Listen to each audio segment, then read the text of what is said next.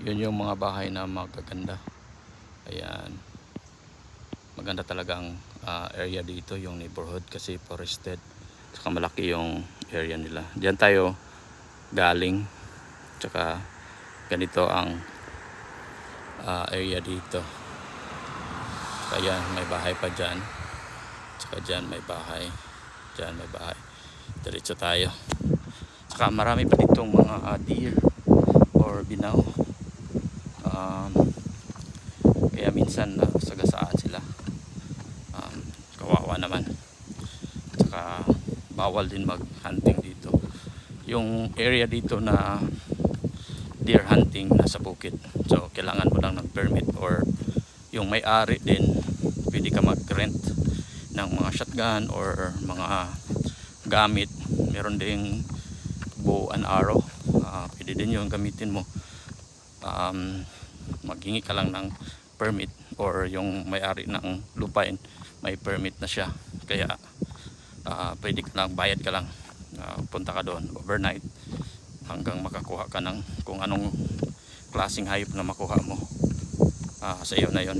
Pero kadalasan may mga dito, mga deer hunting, saka rabbit, duck hunting. Depende sa anong gusto mo na sports. Fishing din, marami din fishing. Ayan, may bahay din dyan na maganda. Pero bawal tayo makakuha ng malapitan na video kasi magagalit yung may-ari. So dito lang tayo sa tabi-tabi. May mga sasakyan konti dito. Ayan. Ayan, may mga ganda dyan. So i-off muna natin. Yun yung sabi ko sa napagandang neighborhood, mga bahay, private. 3 lang siya, pero napakaganda. Tsaka malapit ito sa library, kaya maganda yung neighborhood. Yan.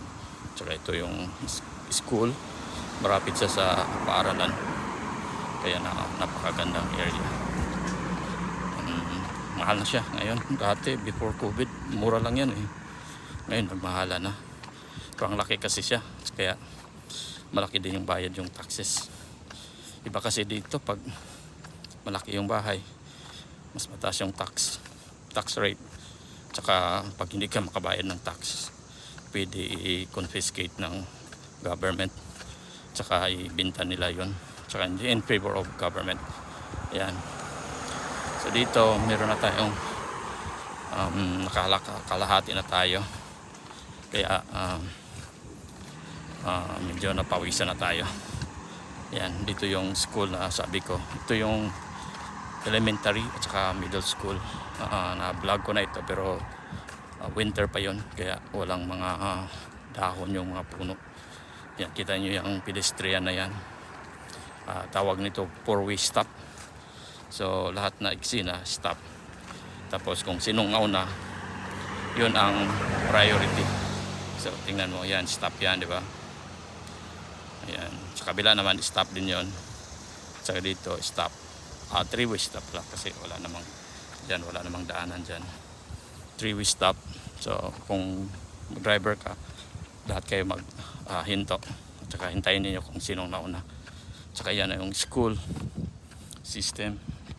Kasi wala kayong klase or gabi na, kaya yung mga bus, ayan, ganyan karami yung bus dito para sa school. Libre kasi yung transportation sa mga elementary, middle school at saka high school. Libre yung mga sasakyan nila. So hindi na kailangan mag drive ka, kunin ka sa bus. Ayan, daming bus. Yan, yung isang kulay, yun ang activity bus. Pang activity lang yan, pang sports or mga science fair o mga meeting.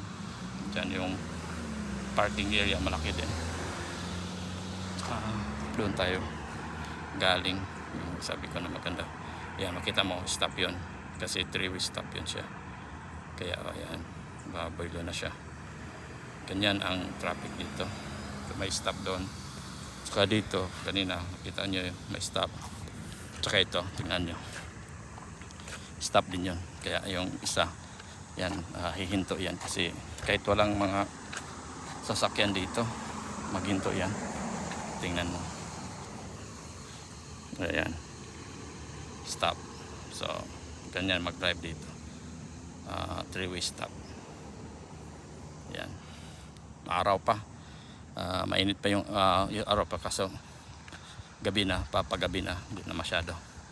Ayan, tuloy tayo maglakad dito nga na area walang katao-tao tsaka walang sasakyan. Napaka safe talaga dito maglakad. Pwede ka maglakad dito ng gabi, madaling araw, winter time. Yung sabi ko sa inyo na school, yan yung area ng school. Yung malapad na mga simentado, parking space yan. Kasi yung mga high school dito, meron na silang sasakyan. Kailangan talaga ng parking space. Tsaka may basketball court. Yan. Tsaka dito. Dyan sa unahan, library na yan. Kaya dito na neighborhood. Malapit sa akin. Magandang mga neighborhood. Tsaka malapit kami sa airport. Yan. Tsaka sarap mag-walking, running or biking dito na area. Bike lane. May mga bike lane dito yan. Bike lane yan. Kaya marami din pag weekend, summertime. Kahit winter marami din nagbabike dito. Saka naglalakad. Kaso ngayon, weekdays ngayon, Wednesday ngayon, ako lang yung nag-off. Kaya ako lang muna isa walking ngayon dito. Napakaganda. Lalo na yung mapawisan ka na. Sarap ng feelings. Ayan. Yung hindi ko na mention na shout out. Sino pa ba yung shout out natin? Asmodi. Shout out. Dami nating mga subscriber. Bichay. Shout out. GP Journal. Shout out. Jeepney driver. Shout out din. Linald Show. Shout out. Marami pa tayong mga kaibigan natin sa YouTube. Yan. Maraming salamat sa suportan nyo. Sana magkita-kita tayo sa personal. At magka-vlogging tayo ng gawa natin ng content. Pasalamat. Maxi. Yun pala. Nalimutan natin. Shout out din. Yan. Diyan yung soccer ball area. Tingnan natin. Ito. Tsaka playground ng mga bata. Dami pang mga activities pala dito. Yan mga after school. May mga after school dyan. Yan. Naglalaro. Yan. May soccer ball. Football. Sikat kasi dito yung football. Yung laro nila na football. American football. Dito lang yun. Big deal yun pag professional. Kaya dito high school, elementary, meron na silang team. Baseball din nandyan. Tsaka ito, summer kasi ngayon, kaya yung mga bata after school, binabantayan nila. Kasi yung mga parents nagtatrabaho. Pwede din mag-sideline dito. Alaga ng mga bata after school. Or camping. Yan. Balik tayo sa highway. Ito yung highway. Daanan natin. Yan.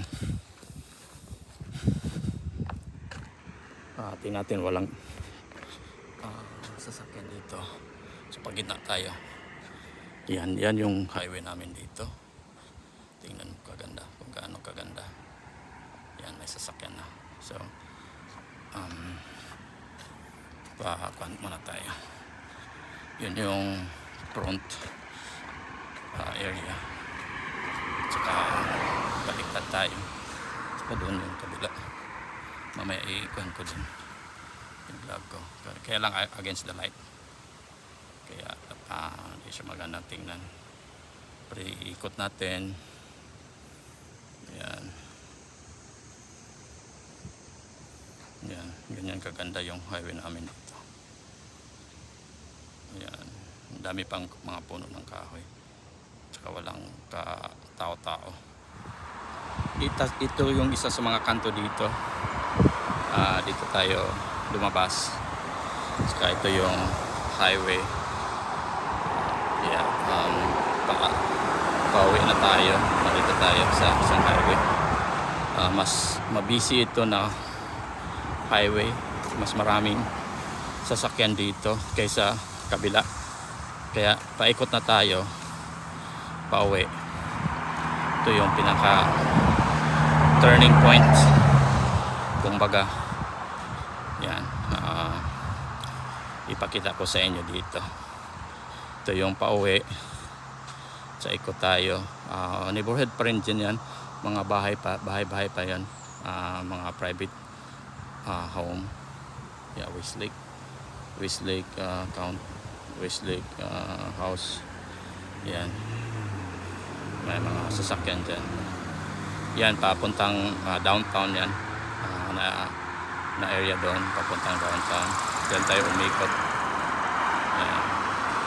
Kung gusto ka mag downtown doon, may malaki ding shopping mall doon, yung Crabtree Shopping Mall. Maganda din yan. Pasok na rin natin yan. I guess na vlog na rin natin yan. Tsaka dito. Ayan, pauwi na tayo. Naka isang oras kalahati na tayo. Sa mga 3 hours tayo ngayon kasi nag-video pa tayo. 2 hours lang ito pag straight 10 kilometers. May mga recycling pa. Yan, recycling bin yan. Kasi kanina may garbage collector. Blue yung recycle, green yung regular trash. Yung mga basura na di nabubulok. Ayan. Tsaka kita mo ito, mas malapad dito na area. Pero secondary road pa rin ito. Di masyado mabisi. Kaya ito, residential area ito. Yan, may bahay dyan, private. Maganda, malaki din. Malapit lang sa highway. Malapit sa secondary road. Yan. Ito yung highway na videohan natin. Ang kanto na naman ito. Dito may stoplight. May pedestrian. Ito yung pedestrian namin dito. Meron siyang switch para kung saan ka tatawid. Ito sa kabilang pedestrian. Ito ibang street yan. Kaya para maghinto yun. Tsaka kita mo yan. Kamay na pula. Bawal yun pag stop. Tsaka ito yung traffic light dito. Dyan, ibang neighborhood na naman yan, Springdale State. So may pedestrian dito. Saka mayroong switch dito para dadaan ka. Marami pang sasakyan ngayon kasi gabi na, kasi alas 8 na. Palubog ng araw. Alas 8 ng gabi. Daan tayo. Yan ang school. Dyan, may school dyan. May kuwan pa. May sports car pa dyan. Yan. Palakad tayo dyan. Yan, may gandun. Yan. Sports car.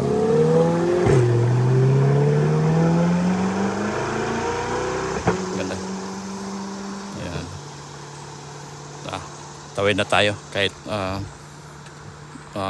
time na magtawid. Yan, may green na tayo. May Tesla. Ito Tesla.